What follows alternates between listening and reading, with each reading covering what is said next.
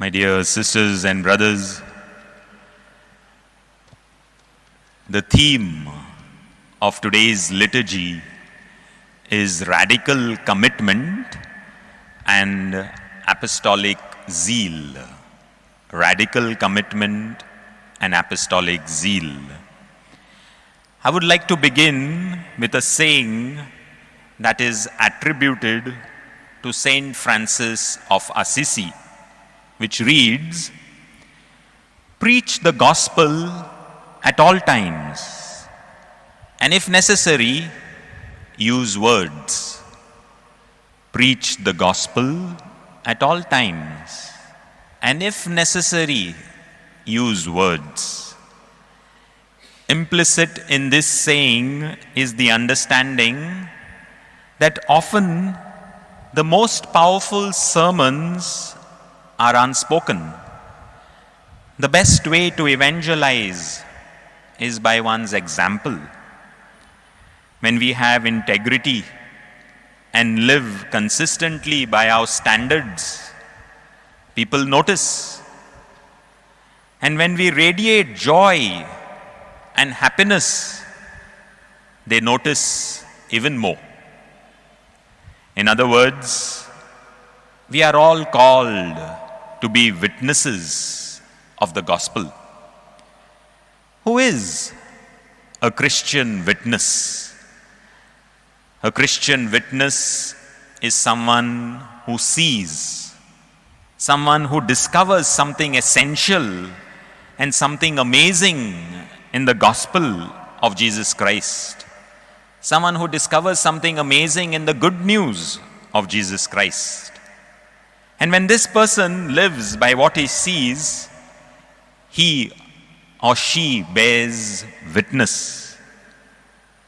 We are all invited to bear witness of what we find amazing in the gospel of Jesus Christ. You may be aware that the Greek word for witness is martus. The Greek word for witness is martus, from where we get the English word martyr. To bear witness, therefore, means to be a martyr. You should not understand martyr as only those who shed blood.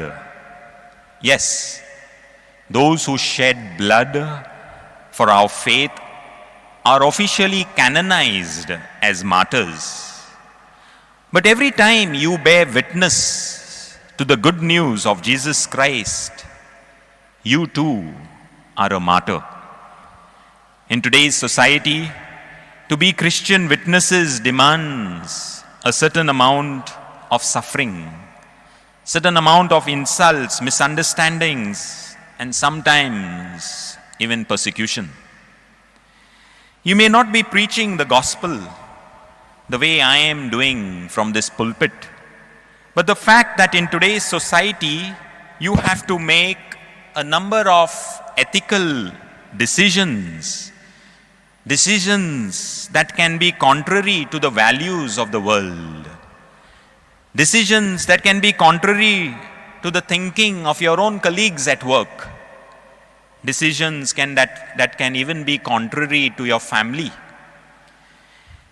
At that time, you become a martyr. You bear witness by your example. The decisions that we have to make in society and in families today demands a certain amount of radical commitment. However, in all of this, we have to radiate joy and happiness because we have discovered something amazing in the gospel of Christ. And this something amazing in the good news of Christ is called apostolic zeal. In today's gospel, you must have noticed that when Jesus drove out a demon from a person who was dumb, who was mute, and when the mute man spoke, the crowds were amazed. Yes, the crowds were amazed. This amazement is apostolic zeal. When Christian doctrines and when we read the gospel, when we read scriptures, when we try to understand all the doctrines and teachings, we must be amazed. Amazed at how God works in us. Amazed at the immense love that God has for us. Amazed at His constant mercy and forgiveness. Amazed at His generosity. However, what amazes us might not amaze another person. As we have noticed in today's gospel, as soon as Jesus drove out the demon from the man who was mute, he was persecuted. As some began to accuse him of driving out demons by the help of Beelzebul or by the power of Beelzebul, and others began to ask for a sign. Witnessing to the good news brings about a certain amount of martyrdom.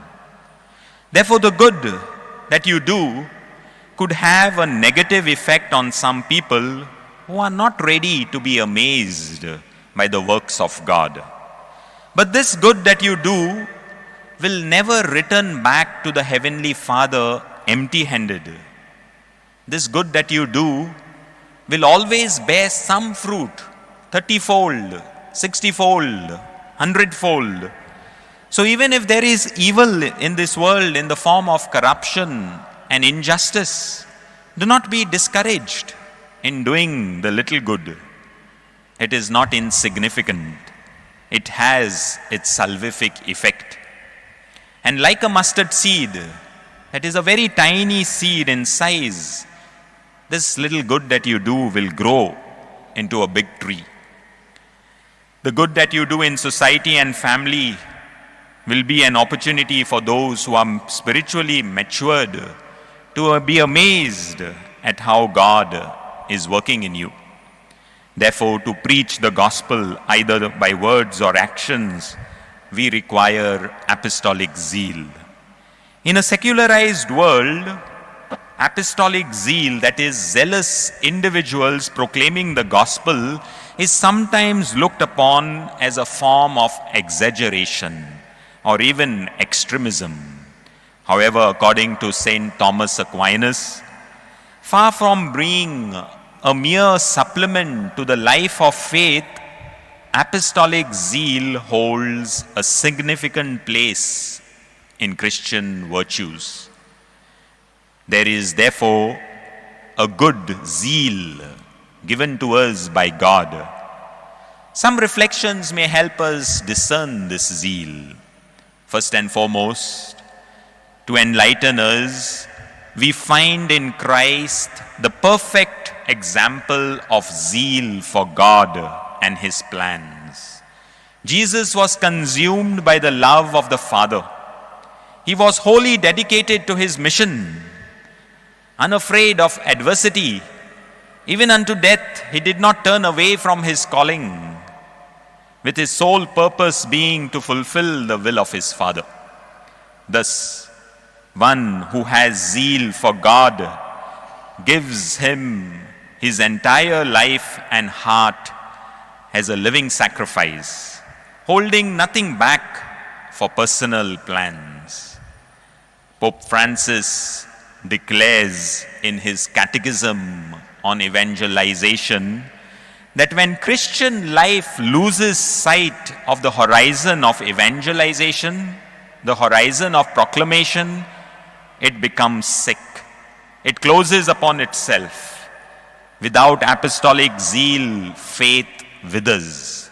I repeat, when Christian life loses sight of the horizon of evangelization, the horizon of proclamation, it becomes sick. It closes in on itself. Without apostolic zeal, faith withers. We can love the Lord, but if we lack zeal, we risk being stopped by the attacks of the adversity. Just as one cannot travel or run without suitable shoes, One cannot serve the Lord to the end without apostolic zeal. When our apostolic zeal begins to decline, it is good for us, first of all, to question our faith in Christ and let His truth take root in us. This is the truth that we can keep as a principle. Jesus is God's answer to the challenges of humanity at all times. Jesus is God's answer to the challenges of humanity at all times. We can also draw inspiration from the fervor of saintly people, canonized saints like St. Francis Xavier, and even saintly figures in your families, at your workplaces, in your parishes. They could inspire us to re-enkindle in us the apostolic zeal of being amazed at the gospel of Christ. I will not narrate to you the story of St. Francis Xavier because you are all aware of it.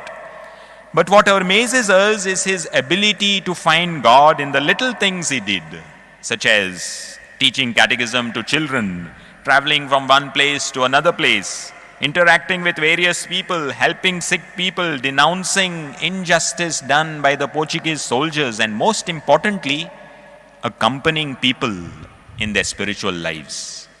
Francis Xavier did not feel God calling him to a monastic spirituality, but that the Spirit of the Lord was leading him into towns and villages proclaiming the good news. Francis Xavier was amazed at how God was working in his life. His radical commitment and apostolic zeal became a source of inspiration for a number of people. So many schools, colleges, institutions, and even people are named after him. There is no way that the world can wipe off St. Francis's legacy. Like for Jesus, the world can accuse him of many misunderstandings, but one thing will always remain. He was always amazed at how God loved him, and his ardent desire was to serve God alone by serving humanity. This is why we always see Francis Xavier with a cross in his hand. Examples like Francis Xavier, who are spiritually zealous, we can find in our own families, our own workplaces, in our present church, and in our society. They might not be canonized martyrs or saints, but their deep love for God and humanity leads them to take up a stand in society to the extent of being mocked and even persecuted. I'm not talking about famous social activists and freedom fighters. I'm talking about simple people like you and I who have to make decisions daily, keeping in mind the gospel values. My dear sisters and brothers, every small or big decision in today's world is a radical commitment and requires apostolic zeal. Every decision, big or small ones, in this world is a radical commitment and requires this zeal of being amazed at the gospel of Christ. And so, my dear sisters and brothers, let us support and encourage one another to make such decisions. As Pope Francis reminds us, apostolic zeal is the very oxygen of Christian life and the measure of church's spiritual health. Through apostolic zeal, we proclaim the good news not by force, but by attraction, by being amazed at God working in our lives. Amen.